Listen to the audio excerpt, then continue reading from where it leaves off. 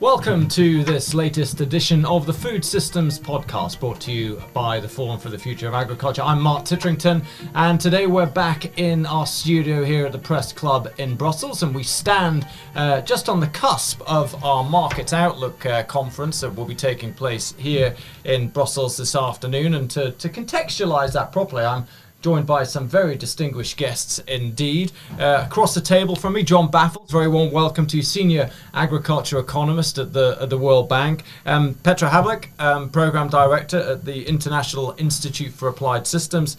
And of course, Tassos Haniotis, Special Advisor for Sustainable Productivity at the Forum's Advisory Council. Very warm welcome to all three of you.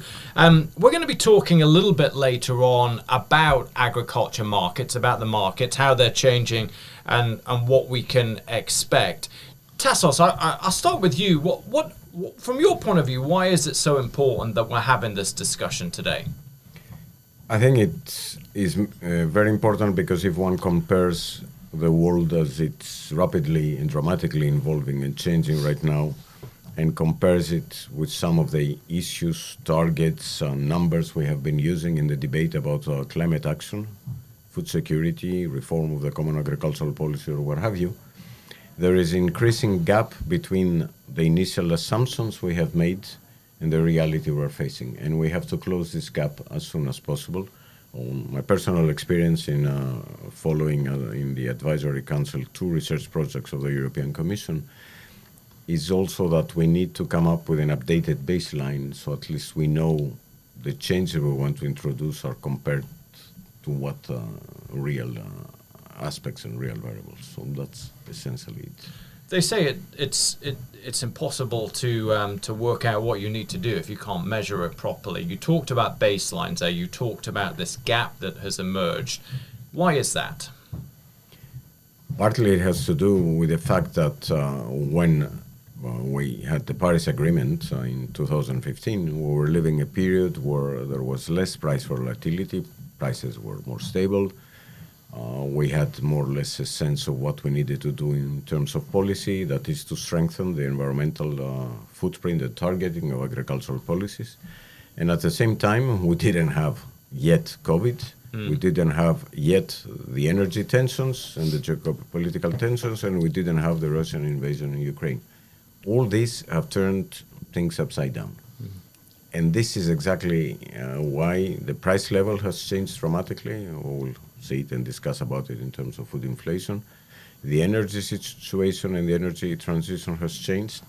And agriculture is at the core of all this because it is heavily linked to and depends on energy, directly or indirectly, because geostrategic tensions impact on trade flows and potential changes of it. And because at the core of agriculture is actually land management and soil. And this is the area where we need to focus and see what type of adjustments are needed so that the policy debate actually adapts to and follows what is happening in the real world. Good segue there into our two guests. Again, John, Petr, very warm welcome to you this morning. John, Tassos touched on the role of food price inflation, of energy, and why that's so important. World Bank's latest commodity report is out. What are you seeing, and what do you see as the impact on agriculture? Yeah, thanks for having me. And as Tassos mentioned, we're in a period of, I would say, relative calm in commodity markets between 2015 and 2019. And that pretty much all changed in 2020, beginning with the COVID pandemic, the collapse in prices initially, then the post-pandemic, so to speak, surge in demand. We had the Russia invasion of Ukraine that made things worse in terms of global markets, very important region there in terms of agricultural production and, of course, energy production and energy exports. Then we had the conflict in the Middle East that I would say made things worse, at least from a risk perspective, regardless of how much disruption took in the markets. So after the stability of the 5-year stability up to 19, we entered a 3 to 4 year period of quite volatile period. What we found in our report is that the last probably 1.5 or 2 years prices have stabilized, so volatility has been reduced. However, the price levels are quite high. They are about, on average, 30 to 40% what they have been prior to the pandemic. So if we take into account some inflationary pressures that we had, we are still 20% higher than in real terms than what we were prior to the pandemic. Prices, again, as I said, are less volatile now, but there are a number of risks out there. You have on the short term what happens in the Middle East. Despite what has transpired there so far, we have not seen much effect on commodity markets, but that doesn't mean this will be the case in the future, of course. And we have a couple of longer term risks. I would say climate change is one. It affects many commodities, especially agriculture, food production. And we have the other debate on the food side and energy side, the fuel versus food debate, or how much food commodities are going to go for the production of biofuels. There have been quite ambitious targets by several governments around the world. We don't know yet whether they will materialize or not. So those are the two pressures that we see in the long run. And of course, food price inflation is a big issue. As I said earlier, commodity prices went up. From a central bank perspective, we do see that inflation has come down. However, consumers still feel the higher prices in the supermarket. So that's an issue. Tassos touched on it in terms of this gap that seems to have emerged between where people might think we are and where we came from. When you look at it from your perspective, your analysis of the data, do you think we've got a better handle now on where things are, on where things might be going, or is it still very uncertain? We got a better handle. I think we had the big shock of the pandemic that disrupted markets in a big way, and especially energy and agricultural markets, because of the physical markets. In fact, we have to move stuff from one place to another. That was a big problem throughout the pandemic. So I think we learned a lot. And in a sense, that's good, because as we move forward in the future, we don't know. We may have another pandemic, we have another issue in agricultural production and disease or whatever. So at least now we know what works and what doesn't work. However, we do have more risks as we move forward. So we have more knowledge of how to handle risks, but at the same time we have more risks. So I don't know whether we're better off or worse off, but certainly we have a lot to deal with. Yeah, well, time will tell, as they say, That's John. right. But thank you for that. Let's switch to you, Petr. Tassos touched on it, land use, so critically important. Obviously, we're having this conversation. COP29 is ongoing in Azerbaijan. There is the urgency, or apparent urgency, on tackling climate change.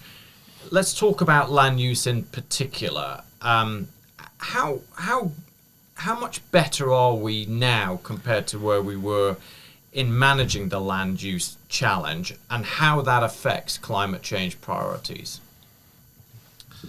Well, Europe set itself very ambitious targets for the land use sector and its contribution to the climate mitigation. We had the opportunity to support the Commission with assessment of these targets, and we derived that the land use sector, particularly the forestry, but also soil organic carbon and overall carbon sequestration in agricultural lands, can have substantial contribution. But now we also start to see that the climate change impacts come into play with these carbon sinks, and countries like Germany or Finland, which planned to rely heavily on the land-use carbon sinks for their ambitious climate mitigation targets, actually are becoming net emitters of carbon instead of being able to rely on carbon sinks. So I think that we have seen over the past months and years substantial developments here, again moving the time horizons. Maybe we were thinking initially that that's something for the second half of this century, both in terms of impacts and in terms of the real action which needs to happen. But at the same time, what we just heard 2 weeks ago in the newspapers was that we are very likely to exceed the 1.5 degree aspirational target already in this year. And also the IPCC assessment report on climate mitigation concluded that if we want to have a chance to stay close to the 1.5 degree warming, basically the emissions need to peak now. Yeah. I wonder, maybe you don't want to necessarily answer it, but I'd love your perspective on that. There are people that have argued that agriculture can be a climate solution as well as mitigating its own impact. There are others that say actually it's not possible. It needs to put its own house in order. Where do you stand on the extent to which agriculture can be a climate solution as well as mitigating its own impact? Okay, our projections now, also in the context of what I mentioned, the climate change impacts on the forest carbon sink, actually give more and more important role to the carbon sequestration in agricultural land, at least for the decade between 2030 and 2040, and should play an important role in the medium-term climate target for the European Union, which was set at a reduction of 90%.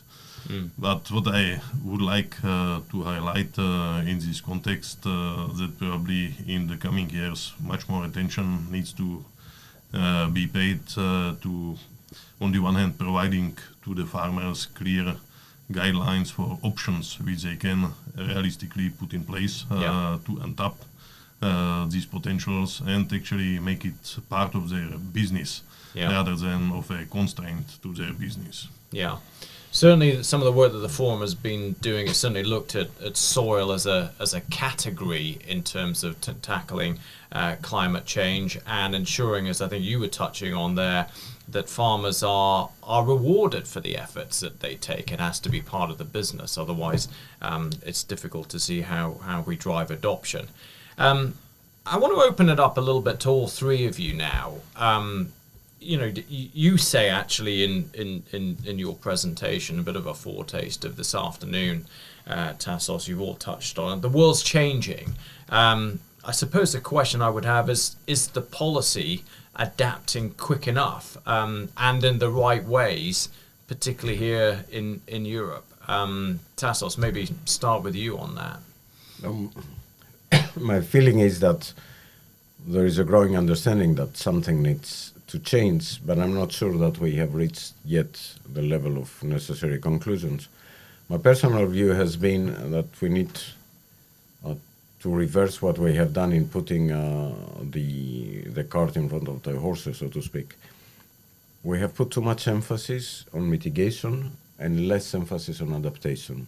Yet the problems we're facing, and the ones that Petr especially mentioned, are problems where people are seeing more and more the need not only to discuss, for example, how many floods we're going to have in 30 or 40 years from now, but if there is rain where it flooded in 3 weeks from now, what to do practically? The same thing applies for farmers.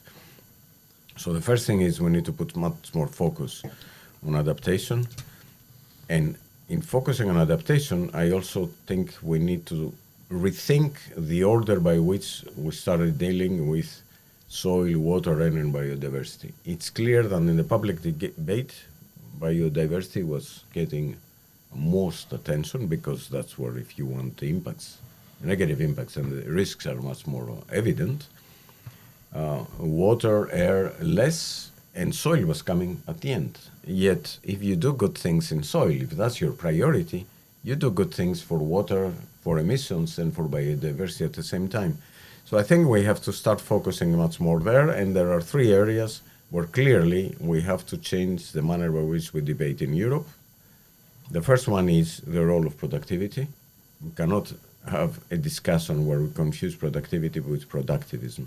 Clearly, we need to increase globally the level of output because population is growing. Not in Europe, but we're not the center of the universe. It's growing elsewhere very fast.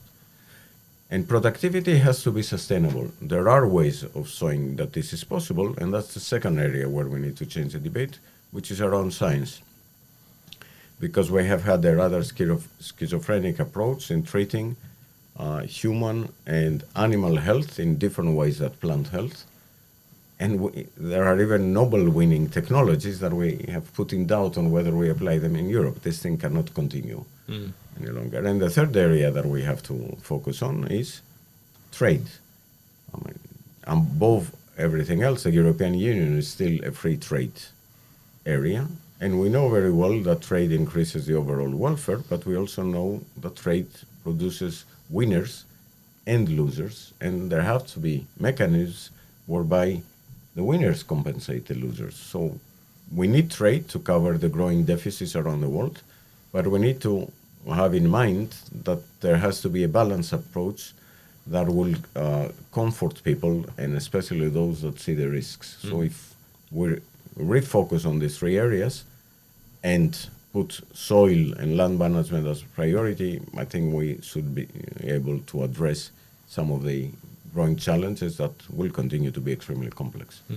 I will come back to that point about Europe not living in isolation, but I would like to hear, certainly from Petr, and to the extent, John, you feel comfortable commenting. I mean, same question that I put to Tassos, really, Petr. Is the policy adapting quick enough to the challenges that we face? Well, I see positive signs. For example, I appreciate a lot the new three strategic priorities announced by the European Council. On the one hand, democracy and freedom, security and defense, and prosperity and competitiveness. And now the challenge will be to review the policies, whether they are supporting in first place these three priorities without which we will not advance on either the mitigation or the adaptation. But there is not a question whether to do climate change mitigation or adaptation or none of them. We know that we need both because the climate change is happening now, as also the actors on the ground feel it, and at the same time, without adaptation, the mitigation, especially carbon sequestration, which we can do in the land use, is not sustainable and will not work. So we have to continue strong on the climate action, but having in view these three other priorities without which we will not achieve that. John, similar question to you. Yes, yes, thanks. Just to elaborate in a bit on the trade issue, what we see is that after going through a period of, call it globalization throughout, 1990s or the first decade of this century, we do see a kind of a reversal or backlash or, a lot of governments taking a different stance on this issue, especially on the trade aspect of globalization and the trade of commodities. The issue, as Tassos mentioned, is that as we move forward, we do know two facts. First, population is going to grow, perhaps at a lower rate that has been growing in the past, but according to latest estimates, we may see 10 billion people in a couple of decades from now, up from less than 8.7, what is the number now. So we have more people living on the planet. Incomes are going to grow, certainly. And when incomes grow, the taste of people change in the sense that they consume different things, that they require more inputs. So we have that's the second aspect. And the third aspect is the population is going to come most likely from areas which cannot grow their own food. So all these factors point to one issue, that trade is going to be very important. At the same time, it is true that when you are undertaking policy reforms or you open up your borders, etc., you have a lot of people that gain, but you have groups that lose. And as Tassos said, we have to make sure, governments have to make sure that compensate the losers after the trade sort of aspect, from a trade aspect. The problem I see now, or the issue, is that a lot of governments have taken this inward look, and from in many places in the world. I can understand this because if you have big countries that they want to feed their population, the first instinct of policymakers is just shut down the border, keep the food for yourself, which is an instinct that I can see. The problem is that creates a chain reaction. Yeah. Other countries do that, and we have results that we do not like. So, one conclusion that I would have is to policymakers: just make sure that you do not go overboard on this. Yeah, we do understand the losers. That the policy mandate for a policymaker is to make sure that the citizens who have voted for them is to protect them. That's understood. But at the same time, we should not reverse all the gains that we had so far. Yeah. Great insight from John there. I mean, let's come back to you, Tassos. We're 10 days on from the election in the United States, which certainly creates some uncertainty in terms of where things might go. From your perspective, any commentary on that outcome in the US and what it might mean for trade, and trade as the role it can play in helping to build more resilient, sustainable food and agriculture systems? You know, I'm somebody that has lived 11 years of his life in the US. And one of the arguments I've always made is that the EU and the US are at the same time the largest partners and the largest competitors. Yeah. Now, we're living in a world where we have been talking for decades about the need to build a world based on rules. And we have seen in Europe in such a dramatic way that one of the most basic rules, which is the respect of borders, has been grossly violated. So in a world like that, I see the risk that while we need to strengthen exactly the partnership component and the reliance on basic rules that we agree, there is a risk on focusing exactly on the competition issues and having trade actually being the area where this is going to be tested first. It all depends on what at the political level would be decided. We know what has been said. We don't know yet what has been done. I do not expect that we're not going to go out of this period smoothly, but one would like to hope that there is a learning process where people will remember, or at least find out from what is happening on the ground, that if you play, as John said, with trade, sooner or later you're going to pay a price. Actually, it's nice to say that you're going to drop inflation by increasing tariffs. I don't know any economist that has managed to show how this is possible. So let's see.